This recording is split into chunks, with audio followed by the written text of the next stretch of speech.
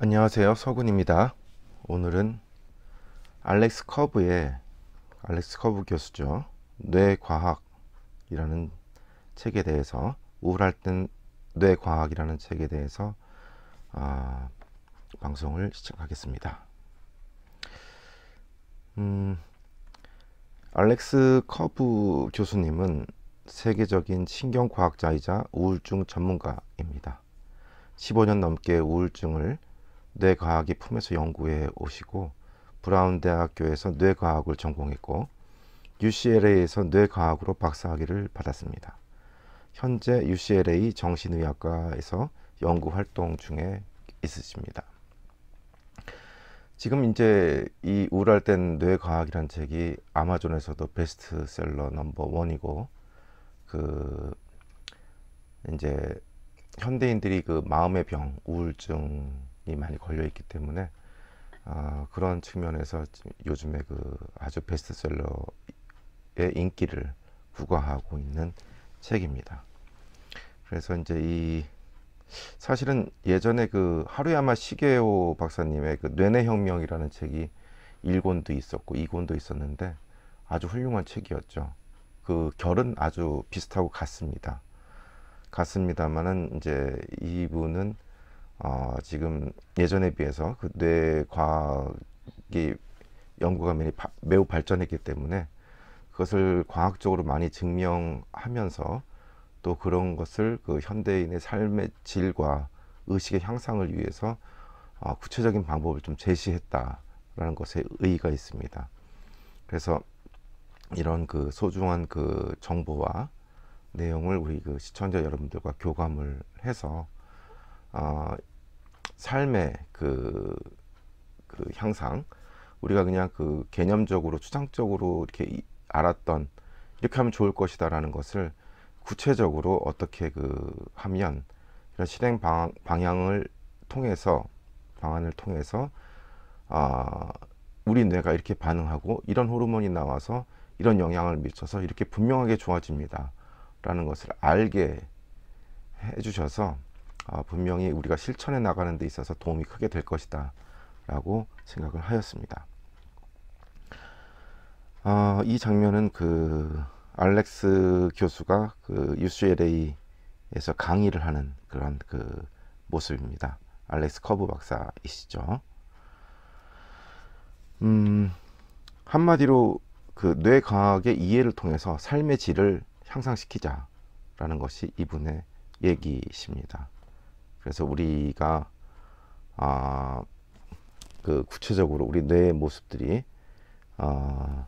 대뇌, 중뇌, 이렇게 소뇌 이렇게 이루어져 있으면서 전두엽과 후두엽, 이렇게 시상하부들의 이런 연관성을 통해서 내용을 밝히셨는데, 중요한 것은 우리가 안이비 설신이 불교에서 얘기한 것처럼 오온으로 인간은 이루어져 있죠. 눈으로, 귀로, 코로, 입으로, 이런 우리가 피부로 감각 접촉이 이루어지죠. 외부의 접촉을, 눈을 통해서 색을 보고, 귀를 통해서 소리를 듣고, 코를 통해서 냄새를 맡고, 혀를 통해서 맛을 보고, 그리고 몸을 통해서 감각을, 이런 그런 어떤 외부 물질이 느껴지는 것이 우리 뇌에서는 그대로 이렇게 신경망을 통해서 뉴런으로 들어가게 됩니다. 그래서 뉴런 체계의 안에 보면은 그런 뉴런과 뉴런 사이에는 시냅스라는 것이 있어서, 시냅스에서 이런 호르몬들이 신경 전달 물질을 통해서 정보를 교환을 한다는 걸 알았습니다. 그래서 이제 정보 교환은 전자와 호르몬, 이 두 가지로 정보 교환을 한다는 걸 알았었죠. 그래서 어찌됐든 우리가 순식간에 우리는 보고, 우리가 시상하부를 통해서 상대방의 목소리를 비교하죠. 귀로 들었지만 과거에 들어오는 이런 소리를 가지고 과거에 상대방의 목소리를 기억했던 것을 시상하부를 통해서 교차를 해서 이 사람의 목소리를 인지하고 그것을 분석하고 순식간에 이루어지지만 사실은 과거의 것이었죠. 과거의 모습을 보고 있고, 그래서 그 동시에 이루어지는 것처럼 보입니다만 사실은 그 썰어서 보면은 굉장히 그런 어떤 시간적인 간극이 있다는 걸 알 수가 있습니다. 그러니까 이 순간은 항상 과거지사가 된다는 거랑 똑같은 의미가 되겠죠. 그래서 전 시냅스와 후 시냅스에서 이렇게 신경 전달 물질이 정보를 주고받는다는 것을 알 수 있습니다. 인간의 고등 사고, 의식, 행동은 뇌에 있는 신경세포, 뉴런에 의해서 이루어집니다. 인간의 뇌에는 100억 개에서 1000억 개나 되는 신경세포들이 복잡하게 얽혀 있고, 신경세포는 신경 전달 물질을 이용해 서로 정보를 교환합니다. 하나의 신경세포는 1000개 이상의 다른 신경세포와 연접을 이루고 있어서 그 복잡성은 아직도 뇌 신경과학이 과학적으로 완전히 규명되지 못하고 있습니다. 신경세포의 활동은 대부분의 인간 생리활동을 설명할 수가 있습니다. 우리가 바깥 세상을 볼 수 있는 것은 시각신경세포가 빛의 에너지를 감지해서 뇌로 전해주기 때문이고, 냄새를 맡는 것 또한 후각신경세포의 활동이 없으면 안 됩니다. 신경 기능에 이상이 생길 때 우리는 잘 기억하지 못해서 치매에 걸리고, 신경 전달 물질이 과다하게 분비돼서 정신분열증이 생기고, 신경세포가 파괴되어서 잘 움직이지 못하는 병에 걸릴 수 있습니다. 하지만 이렇게 신경 이상으로 발생한 병들이 잘 치료가 되지 않습니다. 이는 아직도 현대 과학이 신경 기능을 잘 이해하고 있지 못하기 때문이고, 신경 과학이 가장 먼저 해결해야 할 미래의 학문임을 보여주고 있습니다. 신경세포는 신경 전달 물질을 인접한 신경세포에 전달해 주는 방법으로 기능을 수행합니다. 인접세포에는 신경 전달 물질을 인식할 수 있는 수용체가 있어서 신호를 받을 수 있습니다. 이런 기능 중에서 신경 전달 물질을 분비할 때 혹은 신경 전달 물질을 받을 때 이상이 생기면 심각한 신경장애가 생깁니다. 유명한 권투 선수인 무하머드 알리가 잘 걷지 못하는 이유는 뇌에 도파민 신경세포의 손상이 있어서 도파민 분비가 잘 이루어지지 않기 때문이고, 최근 현대인의 문제가 되고 있는 우울증은 셀로토닌이라는 신경 전달 물질을 분비하거나 받아들이는 수용체에 문제가 있기 때문입니다. 우리는 음식을 섭취할 때 다양한 필수 아미노산을 흡수하게 됩니다. 이 필수 아미노산은 단백질을 합성할 때 다시 사용되기도 하지만 이들 중 일부는 신경세포에 흡수돼서 바로 신경 전달 물질로 사용되기도 하고, 또한 화학구조 변형을 통해 신경 전달 물질로 변하기도 합니다. 예를 들어 유명한 신경 전달 물질인 도파민은 아미노산인 티로신에 의해서 변형돼 만들어진 것이고, 셀로토닌은 트립토판이라는 아미노산이 변형돼 만들어진 것입니다. 또한 우리 몸에서 합성된 지질, 핵산, 단백질도 신경 전달 물질로 작용합니다.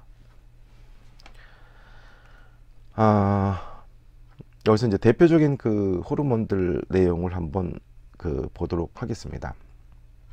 이러한 호르몬, 규명이 된 호르몬들의 역할입니다만 아직도 규명 못한 호르몬이 훨씬 더 많죠. 아세틸콜린이라는 것은 처음 발견된 신경 전달 물질로서 말초 신경계에서 운동 뉴런과 자율신경 뉴런의 메신저 역할을 하면서 중추 신경계에서는 인지 기능에 중요한 역할을 합니다. 알츠하이머, 치매에도 관련이 있다고 알려져 있습니다. 그리고 글루타메이트, 중추 신경계에서 중심적인 흥분성 신경 전달 물질로 중추 신경계의 10에서 25%를 차지하고 있습니다. 지나치게 글루메이트의 양이 많아지면 뉴런이 흥분하여서 산소 부족으로 죽게 되며, 이런 현상을 흥분 독성이라고 합니다. 가바죠. 요즘에 가바살도 나오고 가바가 이제 좀 건강식품에도 좀 이용이 되고 있더라고요. 뉴런의 지나친 활동을 억제하여서 불안, 의기소침, 두려움, 스트레스를 해소시켜주는 신경 전달 물질입니다.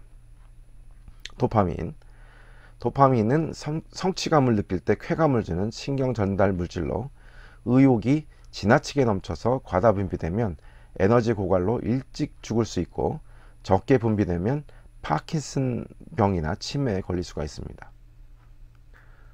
도박을 하거나 경마나 경륜이나 이렇게 포커나 이런 걸 하게 되면 그때 성취가 이루어졌을 때 그 도파민 양이 엄청나게 분비가 된답니다.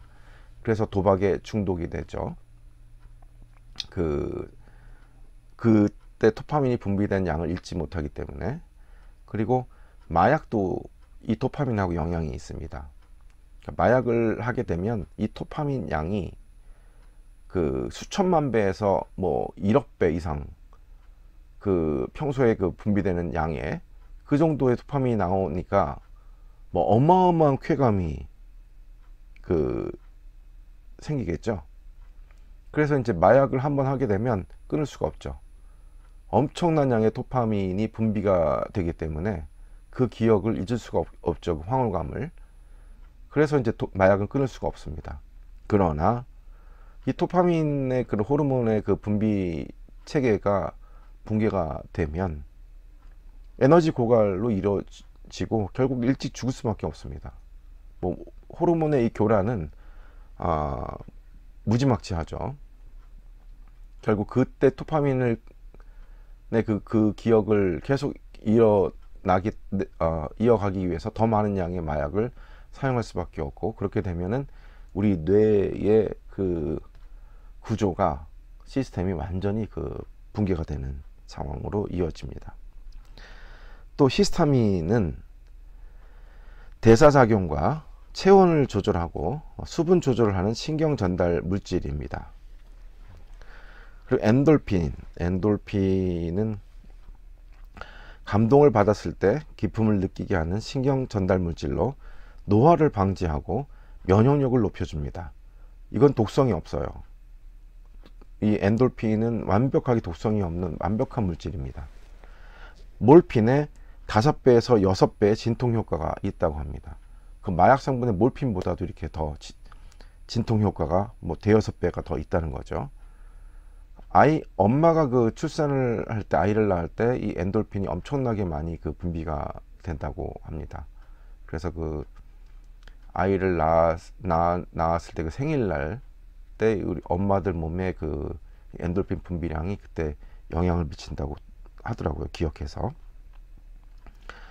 티로신이라는 아미노산 2분자로 구성된 것이 마약 몰핀이고, 티로신을 포함한 아미노산 31종으로 구성된 것이 베타 엔돌핀입니다.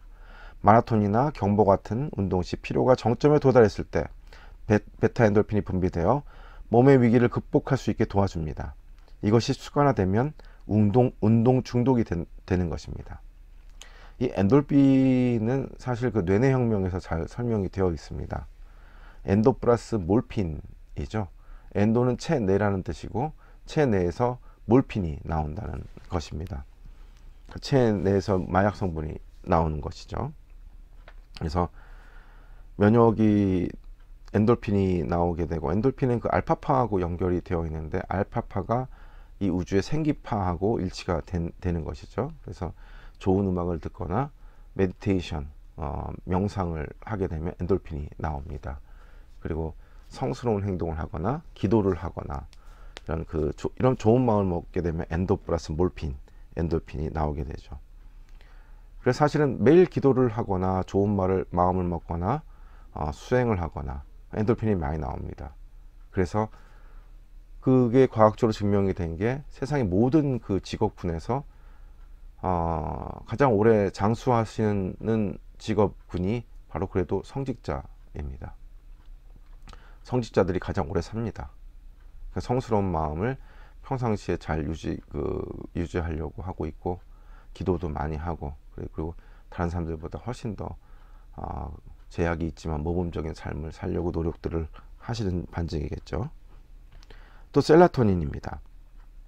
셀라토닌은 마음에 평화를 주는 신경 전달 물질로서 장에서 90%가 분비가 되고 뇌에서는 10%밖에 분비가 안 됩니다. 자, 이렇게 긍정적인 호르몬들이 있는가 하면 노르아드레날린, 아드레날린이라는 거죠.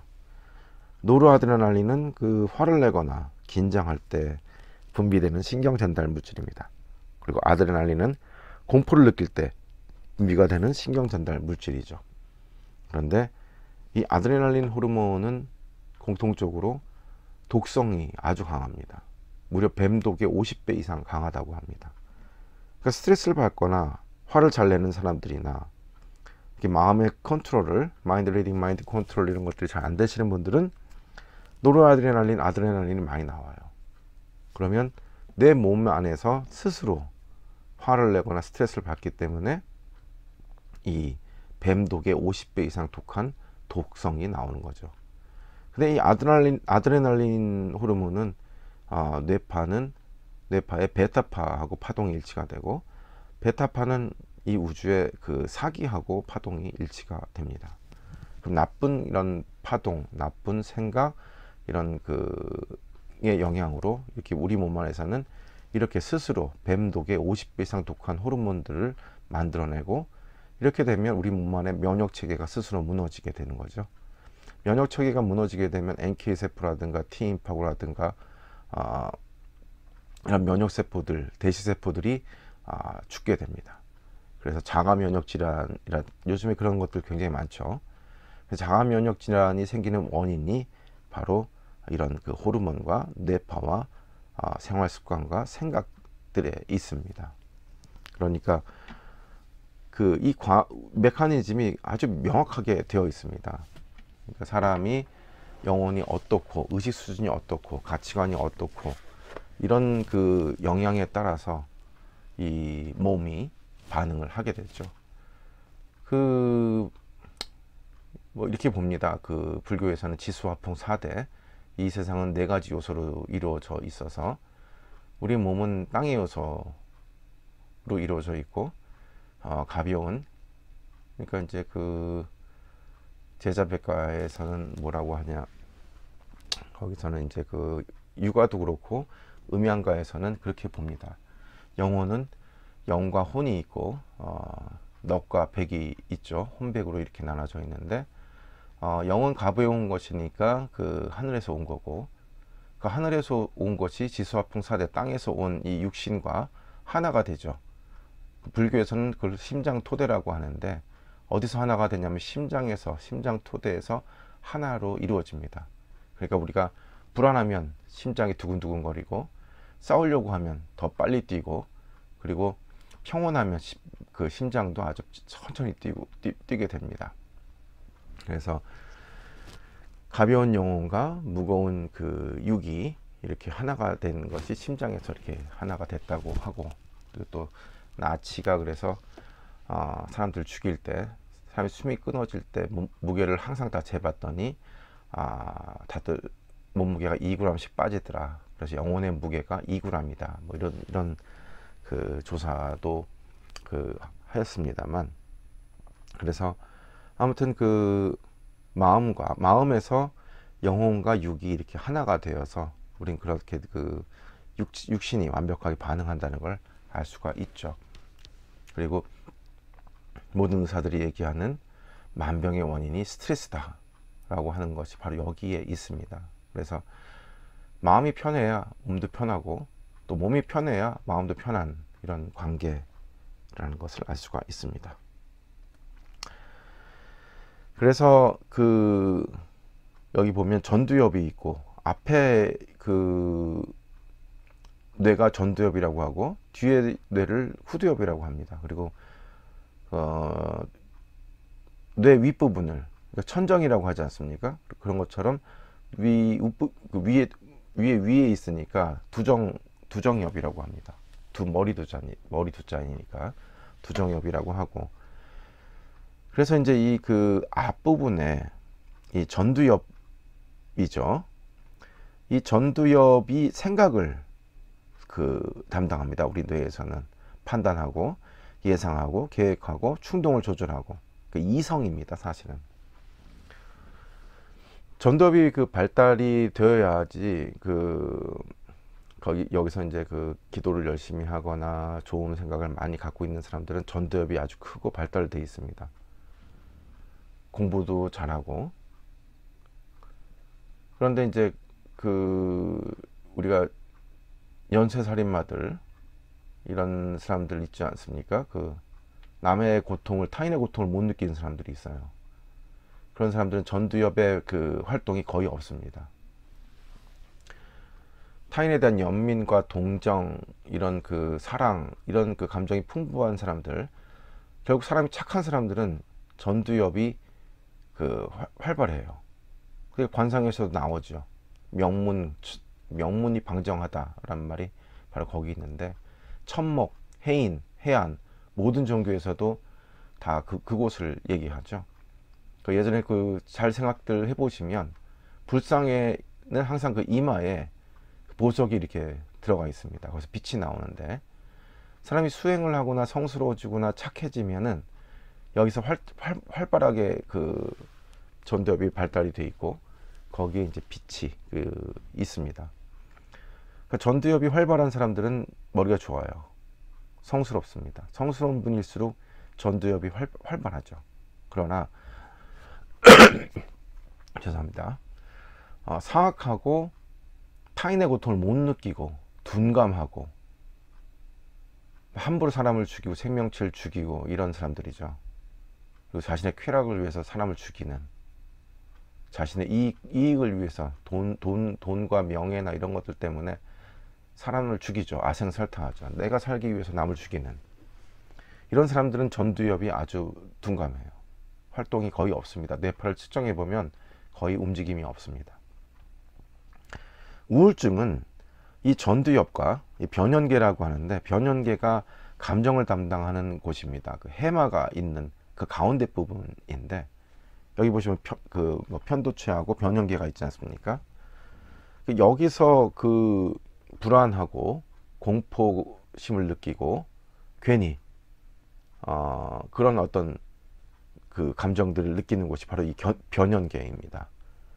우울증은 이 전두엽과 변연계의 부조화입니다. 그러니까 이성이 이 감정과 본능을 잘 컨트롤하는 사람들, 전두엽이 발달이 되는 사람들은 이렇게 안에 있는 해마와 시상하부, 이런 해마가 있는 이런 부분들, 여기를 잘 컨트롤하고 잘 연계가 됩니다. 그러니까 자기 스스로 감정을 잘 조절하는 사람들이죠.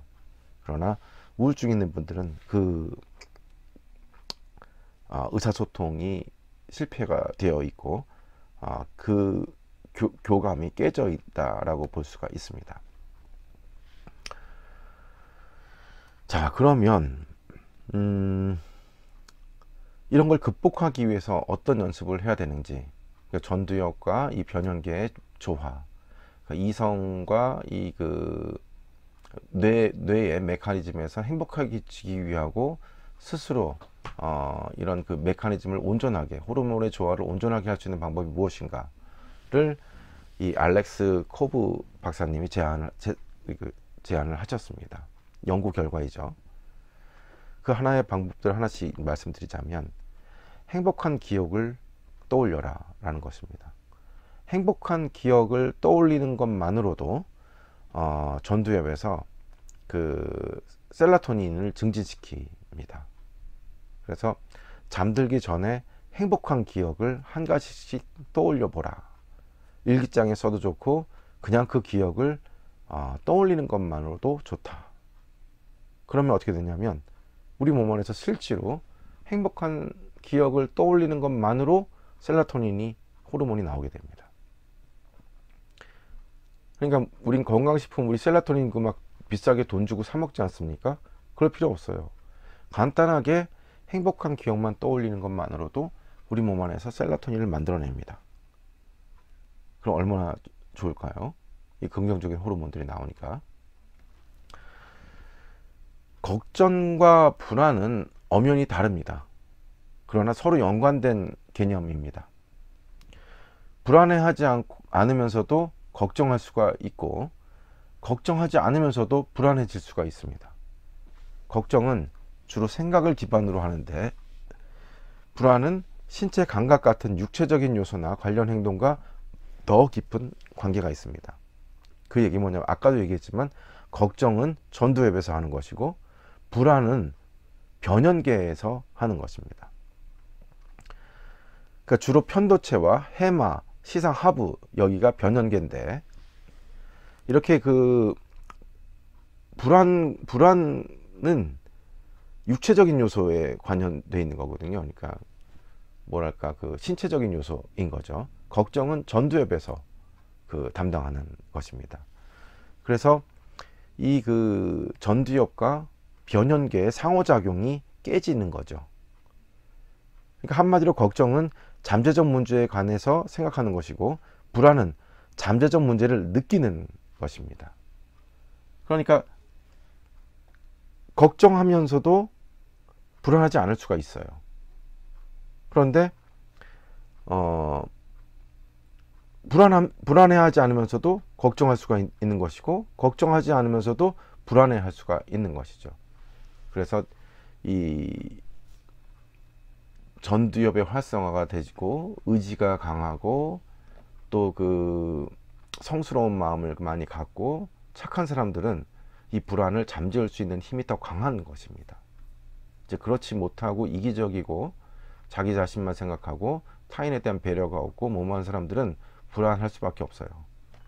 그러니까 죄를 많이 진 사람들은 불안할 수밖에 없습니다. 그렇게 그 상호작용에서 연관이 깨어져 있기 때문에 그런 것이죠. 걱정은 흔히 완벽한 선택을 하거나 모든 것을 극대화하고 싶을 때 촉발이 된다고 합니다. 모든 면에서 가장 좋은 것을 원하면 도저히 결정을 내릴 수 없거나 자신의 선택에 불만을 느낄 가능성이 큽니다. 그러니까 하늘이 무너질 걱정, 쓸데없는 걱정, 사소한 걱정을 사소하게 되는 것이죠. 실제로 이런 식의 극대화는 우울증을 더 심화시키는 것으로 밝혀졌습니다. 그러니까 뭐 내가 발표를 잘할 수 있을까? 그걸 내가 결국 해낼 수가 있을까? 이 사람하고 결혼을 하기로 했는데 그 결혼이 과연 행복할까? 일어나지도 않을 것을 사서 미리 걱정들을 하는 것이죠. 그러니 최고의 저녁상을 차리겠다고 무리하지 말고 그냥 괜찮은 저녁상을 차리는 것부터 시작하자라던가, 완벽한 부모가 되려고 노력하지 말고 그냥 좋은 부모가 되자라든가, 이런 식으로 그 생각하는 방법을 바꿔야 된다고 하는 것이죠. 그러니까 내가 뭐 최고를 꿈꾸거나, 그러니까 욕심을 부리지 말라는 거랑 똑같은 얘기인 것 같아요. 그 부처님이 얘기하신 그 탐진치에서 탐욕이죠. 모든 화는 탐욕에서 비롯된다라고 하셨던 것처럼, 그 완벽한 선택을 하거나 내가 최고가 되어야겠다라거나 이런 모든 면에서 가장 좋은 것만을 내가 원하고 가져야겠다라든가, 이렇게 하면 안 된다라는 것을 알려줬습니다. 이 부정적인 느낌, 이 비관성을 이겨내려면 낙천성을 담당하는 뇌회로를 튼튼하게 만들어야 된다. 그 첫 번째로, 미래의 긍정적인 사건이 일어날 가능성을 그저 상상하는 것입니다. 반드시 일어날 것이라고 믿을 필요는 없고 일어날 수 있다는 생각만 하면 된다라고 합니다. 그러니까 비관성, 부정적인 생각을 극복하기 위해서 항상 낙천적으로, 긍정적으로 내 회로를 튼튼하게 바꿔야 된다라는 것을 강조하셨고, 또 방법이 심호흡을 하라. 그러니까 안절부절 못하거나 나쁜 습관인지 알면서도 하지 않을 수 없다고 느껴질 때는 숨을 깊이 들이쉬어라. 길고 느린 호흡은 뇌의 스트레스 반응을 진정시킨다. 아주 좋습니다. 불교에서도 그 안반수이경이라고 하고 아나파나사티라고 하는데, 들숨날숨경이죠. 대념처경에도 그렇고 이 호흡이 굉장히 중요합니다. 잘 생각해 보시면 장수하는 동물들은 호흡을 길게 해요. 심호흡을 합니다. 단전호흡을 해요. 코끼리나 거북이는 호흡이 아주 느리고 깁니다. 그런데 단명하는 짐승들 보면, 개나 토끼들 보면 호흡이 짧아요. 폐호흡을 하면서 호흡이 굉장히 짧죠. 그러나 명상을 오래 하거나 그 호흡 수행, 단전 호흡을 오래 하신 분들이나 이런 분들은 호흡이 엄청 깁니다. 2분, 3분, 한 번 숨이 지식이라고 하는데, 거의 뭐 멈춰 있는 그 호흡까지 가게 되죠. 엄청 길어요. 근데 그런 건 전부 다 명상에 의한 것이고, 사실은 폐호흡을 하는 것보다 태식, 엄마하고 연결되어 있을 때 이 태로 호흡을 했죠. 엄마의 그 자궁 안에서 탯줄로 연결돼 가지고 호흡을 했습니다. 그 태식, 그게 바로 단전 호흡이죠. 태식. 숨이 들어가면 배가 커져야 되고, 숨이 나가게 되면 배가 들어가야 되는데, 현대인들은 호흡을 다 거꾸로 하고 있습니다. 호흡이 들어가게 되면 배가 들어가고, 호흡이 나가게 되면 배가 나오게 되죠. 잘못된 호흡들을 하고 있어요. 반대로.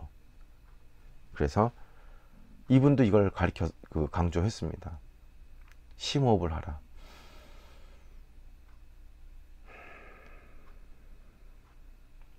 길고 느린 호흡을 하라. 그것은 뇌의 스트레스 반응을 진정시킨다. 네, 과학적으로 이분이 다 증명을 한 거예요. 과거에 이제 이런 좋았던 이런 그 호흡이라든가 경전이라든가 이런 수많은 그 훌륭하신 성인들의 가르침을 이분이 이제 과학적으로 이렇게 그 증명을 한 것이죠. 거기에 이제 의미가 있다고 생각을 합니다. 작은 변화 하나가 의도치 않는 결과를 낳고, 그 결과가 하나하나 쌓여 점점 커지는 것이다. 운동이 몸에 얼마나 중요한지는 누구나 알지만, 당시 나는 운동이 뇌에 얼마나 중요한지를 알지 못했다. 운동은 항우울제가 뇌에 미치는 효과와 동일한 여러 효과를 발휘하고, 심지어 기분 전환 약물이 주는 취기를 흉내내기도 한다. 예, 그러니까 알렉스 박사님이 운동해라. 그러니까 이 운동과 이 뇌과학의 연관성을 밝히셨어요. 또. 그러니까 옛날 운동을 하면 왜 어떻게 좋은지 다 압니다만, 이게 구체적으로 우리 뇌하고 어떤 영향이 있는지는 이분 스스로도 잘 몰랐다는 거죠. 근데 운동을 하게 되면 우울제를 먹는 약하고 똑같답니다. 또는 기분전환 약물이 주는 취기를, 그러니까 그거죠. 뭐 도파민이 나오니까 운동을 하게 되면 굳이 도파민 그 약을 쓰거나 마약을 쓰거나 할 필요가 없다는 거죠. 운동하는 것만으로도 우리 몸 안에 기분전환 약물이 주는 그런 마약 같은 것처럼 이런 걸 만들어내죠. 몰핀도 만들어내고, 엔돌핀도 만들어내고, 도파민도 만들어내고, 쾌감을 주고, 또 항우울제를 만들어내니까, 긍정적인 생각을 하는 것만으로도, 또 운동을 하는 것만으로도 우리 뇌는 건강해지고, 또 우리 뇌의 메커니즘은 튼튼해질 수밖에 없다라는 거죠. 그러니까 긍정적이고 착하게 사는 게 참 좋은 시스템이라는 걸 알려주신 겁니다. 이걸 과학적으로 또 이렇게 증명을 하셨는데, 운동은 새로운 뉴런을 만들고, 운동을 하면 BDNF와 같은 신경 성장 인자가 증가하며, 이는 뇌의 스테로이드와 같다고 합니다. 스테로이드 아시죠? 운동 선수들이 운동 역량을 높이기 위해서 스테로이드 주사를 맞습니다. 그런데 운동을 하는 것만으로도 신경 성장 인자가 증가가 되고, 이 스테로이드와 같은 게 나온다. 그리고 셀라토닌 수치를 끌어올리는데, 운동을 할 때 뿐만 아니라 어떤 식으로 움직이기만 해도 셀라토닌이 증가가 된다고 합니다. 그러니까 그냥 뭐 걸어도 돼요. 산책해도 되고, 굳이 내가 운동을 하겠다라고 해서 뭐 폼 잡고 운동복을 입고 뭐 하는 것이 아니라 몸을 움직여라. 움직이면 이런 좋은 호르몬이 나온다. 또 운동으로 노르에피네프린이라는 호르몬이 또 충전이 된다고 합니다. 우울한 사람들은 노르에피네프린이 힘이 없고 처져져 있어서 집중하거나 깊이 사고하는 것을 잘 못하는 것이거든요. 근데 노르에피네프린이 충전이 됨으로 인해서 이렇게 그 우울증에 극복하고 우울증에 도움이 되는 역할을 한답니다. 그리고 운동은 아까 말씀드렸던 것처럼 도파민을 선물합니다. 도파민 회로는 쾌락, 의사결정, 집중을 통제합니다. 얼마나 좋은 호르몬입니까? 그래서 우리가 이런 걸 실천하면 다 돈이 안 들어요. 부지런하면 되죠. 의지가 강한 사람들이 부지런합니다만, 좋은 생각하고 행복한 생각하고 또 이렇게 그 운동 열심히 하는 것만으로도 건강해질 수가 있습니다. 또 중요한 얘기인데, 자신의 가치관에 초점을 맞추면 뇌의 스트레스 반응이 줄어든다는 결과가 여러 가지 연구가 나와 있습니다. 자신의 가치관에 집중을 한다라는 것은 뭐냐면, 내가 누구이고, 내가 어디서 왔고, 내가 무엇 때문에 사는지, 태어나서 그냥 사는지, 돈의 노예가 돼서 사는지, 돈만 벌기 위해서 태어났는지, 직업을 해서 직업을 구했는데 행복한지, 그러니까 생각하는 대로 사는 사람인지 사는 대로 생각하는 사람인지 명확해야 됩니다. 배부른 돼지보다 배고픈 소크라테스가 되겠다라는 얘기도 있지 않습니까? 그러니까 자기의 주체, 자기 자신을 찾아야 합니다. 자기 자신의 가치관을 회복해야 되고 중심으로 세워야 하는 것이죠. 그냥 개 돼지처럼 좋은 차, 좋은 집, 좋은 옷, 이거 안 됩니다. 그래서 그렇게 살다가 보면 나의 죽음의 마지막 순간을 맞이하게 돼요. 누구나 다. 그 좋은 옷, 좋은 차, 좋은 집, 그 못까지 갑니다. 공술의 공수거인 것이죠. 그러니까 허상이에요. 한평생 허상만 쫓다가 살다 갈 것인지, 아니면 내가 왜 태어났고 무엇 때문에 사는지, 내가 이곳에 왜 왔는지, 그 답을 찾아야 하는 것이죠. 그 숙제를 찾아야 합니다. 근데 그런 그 가치관에 초점을 맞춰서 사는 사람들은 뭐 스트레스 반응이 줄어들 수밖에 없다라는 연구 결과가 있는 거죠. 그러니까 욕심 많고 남 배려 안 하고 자기밖에 모르는 사람들은 몸이 아프게 되어 있어요. 이 시스템이 이렇게 되어 있습니다. 그래서 이분은 그 바이오 피드백 5가지를 제안합니다. 요즘에 바이오 피드백 뭐 계속 엄청나게 그 유행입니다. 근데 이제 인터넷 같은 데 찾아보시면 맨날 그 어떤 그 병원들에서는 무슨 기계를 이용해 가지고 돈벌이에만 집중을 해요. 그 사람들 먹고 살아야 되니까 어쩔 수 없습니다만, 바이오 피드백이 그런 게 아닙니다. 바이오 피드백 5가지 그 알렉스 박사님이 제안한 거는 그 웃음입니다. 미소. 그냥 행복해서 웃는 게 아니라 웃으면 행복해진다는 거예요. 그래서 억지로 막 웃으면 뇌의 반응이 그대로 이루어진답니다. 막 웃으면 엔돌핀이 나와요. 그냥 웃으면. 여러분들도 막 그냥 한번 웃어보십시오. 소리치고 막 깔깔깔깔깔깔 웃어보면 뇌가 기억했던 그 시스템이 그대로 돌아간답니다. 엔돌핀이 막 나오고 도파민이 막 나오고 실제로 스트레스가 해소가 되고 좋은 호르몬들이 막 나온다는 거예요. 그래서 그냥 하루에 한 번씩 막 웃으래요. 크게. 그러면 건강해집니다. 그 웃으면 복이 와요. 이 말이 정답입니다. 2번째, 바른 자세입니다. 자세를 바르게 하게 되면 신경과 호르몬, 그러니까 에너지 자체가 증가가 된다고 합니다. 그러니까 푹 꺼져서 막 어깨 축 처져 가지고 그런 자세로 있는 것이 아니라 앉아서나 서서나 항상 바른 자세를 유지를 해야 된다. 그럼 호르몬의 그 균형이 아주 밝아진다.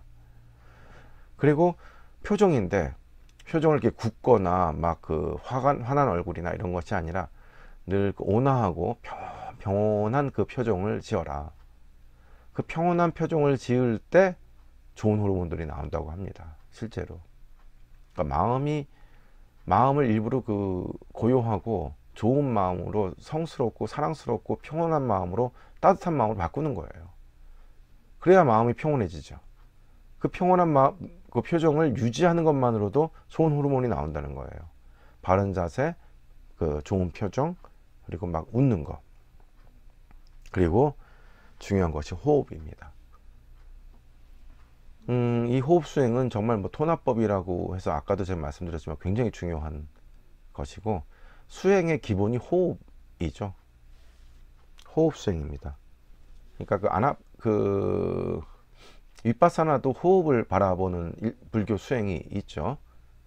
들숨이 들어올 때 생, 호흡이 나갈 때 멸. 그래서 들숨이 들어올 땐 배가 커지죠. 또 나갈 때는 작아지고, 배를 쳐다보는 방법의 생멸 수행도 있고, 그리고 코끝을 바라보는 것도 있습니다. 코끝이 어디인가. 그러니까 뭐 부처님께서 코끝을 바라보라고 하셨으니까 뭐 여러 가지 얘기들이 있어요. 뭐 있습니다만,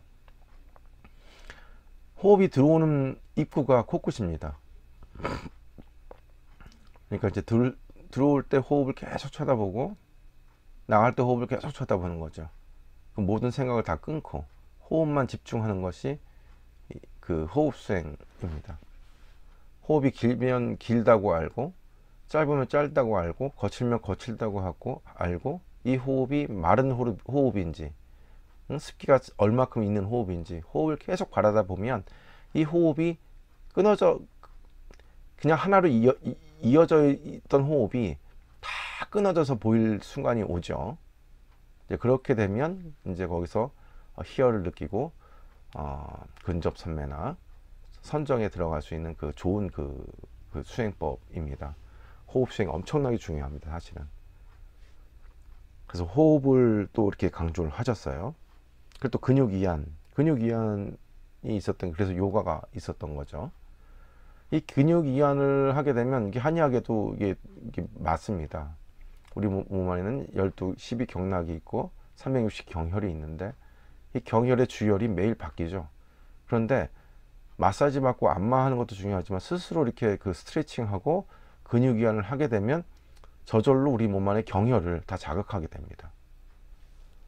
기행즉 행혈, 기가 돌아야 호흡이 돌아야 혈이 돌고, 통즉 불통, 불통즉 통이라고, 통하면 불통 안 아프고 불통하면 아프게 돼 있습니다.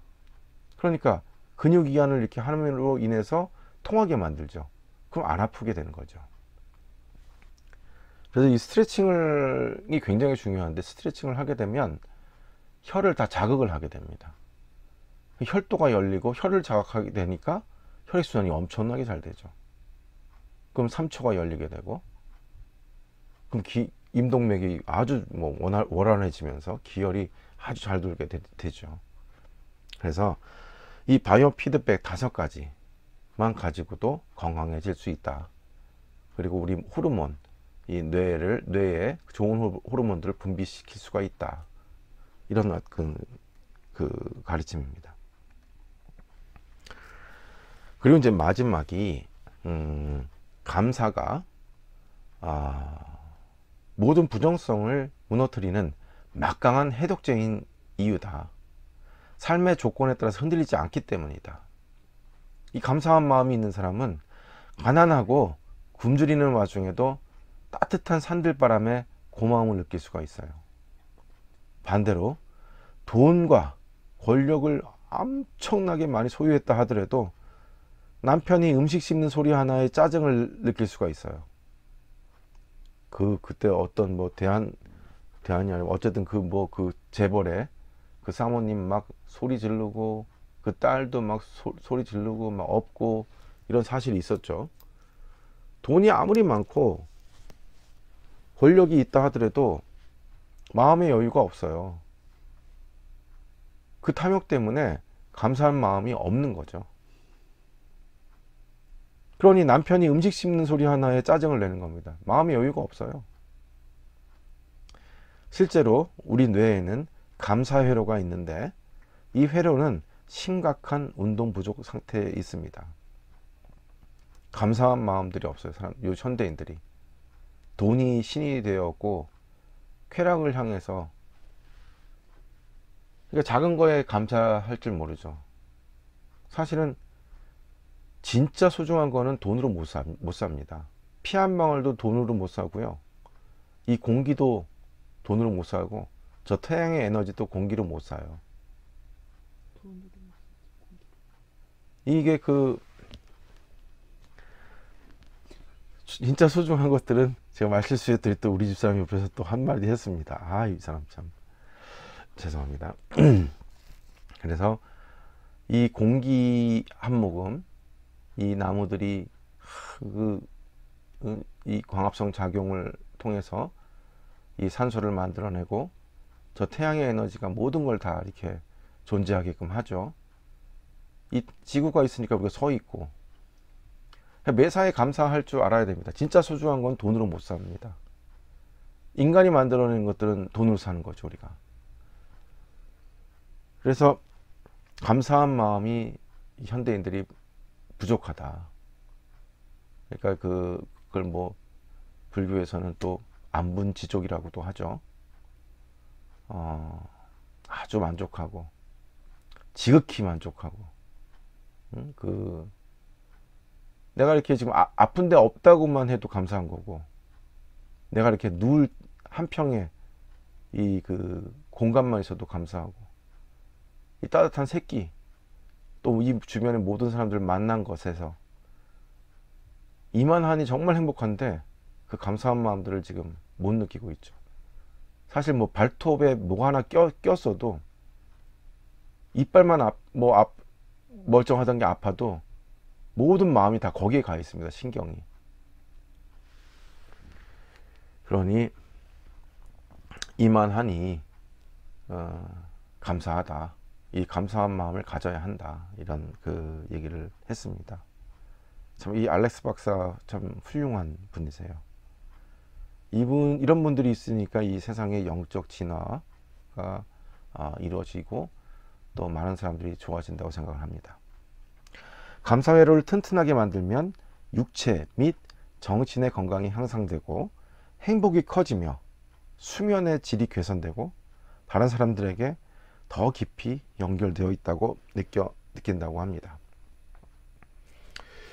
근데 이 알렉스 박사의 우울할 땐 뇌과학이란 이 책의 교훈은 사실은 이 고대의 수행법에 다 있었습니다. 그런 어떤 훌륭한 수행법들을 통해서 사람들이